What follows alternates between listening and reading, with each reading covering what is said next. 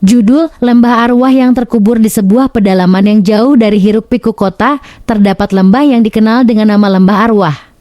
Lembah itu ditutupi kabut tebal sepanjang tahun dengan pepohonan tua yang daunnya tampak seperti jaring laba-laba. Tak ada yang tahu pasti sejak kapan lembah itu dinamai demikian, tetapi penduduk desa sekitar percaya bahwa tempat itu adalah kuburan para pendosa yang dihukum untuk mengembara selamanya.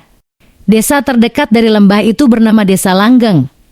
Warganya hidup tenang, namun ada satu aturan yang tidak boleh dilanggar, jangan pernah masuk ke lembah, apalagi saat malam purnama. Namun seperti kebanyakan cerita, selalu ada seseorang yang cukup nekat untuk mengabaikan peringatan tersebut. Namanya Dina, seorang mahasiswa arkeologi dari kota besar. Ia datang ke Desa Langgeng bersama 3 temannya, Arya, Tio, dan Nia. Mereka mendengar kabar tentang legenda lembah arwah dari seorang profesor di universitas. Ada sesuatu di lembah itu, mungkin peninggalan sejarah yang belum ditemukan, ujar Dina dengan antusias saat meyakinkan teman-temannya. Meskipun awalnya ragu, ketiga temannya akhirnya setuju untuk ikut. Mereka menganggap ini hanya cerita rakyat, seperti dongeng untuk menakut-nakuti anak kecil.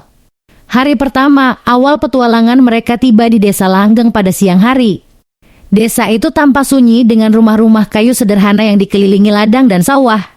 Beberapa warga memandang mereka dengan tatapan curiga. Seorang lelaki tua yang mereka kenal sebagai Pak Sarman memperingatkan mereka saat mendengar tujuan mereka. Kalian cari masalah kalau masuk lembah itu.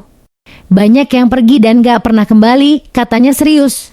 Dina tersenyum sopan. Kami hanya ingin melihat-lihat, Pak. Kami tidak akan merusak apapun.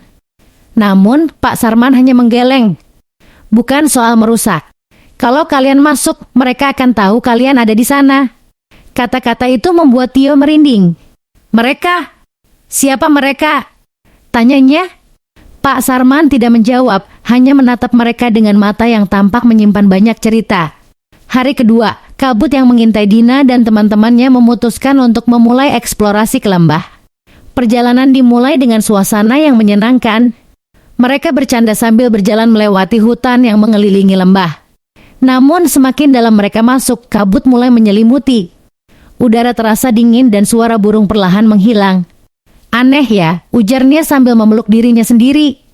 Kenapa tempat ini terasa berat? Arya, yang biasanya paling ceria, mulai terdiam.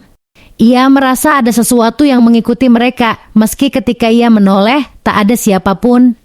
Ketika sore tiba, mereka akhirnya tiba di dasar lembah. Di tengah-tengah kabut, mereka melihat sebuah batu besar yang dihiasi ukiran aneh. Dina segera mendekat, matanya berbinar penuh rasa ingin tahu. Ini luar biasa. Ukiran ini mungkin berasal dari peradaban kuno. Namun, saat ia menyentuh batu itu, tiba-tiba terdengar suara gemuruh dari dalam tanah. Kabut menjadi lebih tebal dan angin kencang berembus. Kita harus pergi, teriak Arya. Tapi Dina bersikeras. Ini kesempatan kita. Kita harus memeriksa lebih jauh. Malam pertama, pintu ke dunia lain mereka memutuskan untuk berkemah di lembah, meski Tio dan Nia merasa tidak nyaman. Saat malam tiba, suasana menjadi semakin menyeramkan. Suara-suara aneh mulai terdengar, seperti bisikan yang datang dari segala arah. Dengar itu? Tanya Nia, wajahnya pucat. Itu angin, jawab Dina, meski ia sendiri mulai merasa tidak yakin. Namun suara itu menjadi semakin jelas. Mereka seperti mendengar seseorang memanggil nama mereka. Bisikan itu menggema, disertai bayangan-bayangan yang bergerak di antara pepohonan.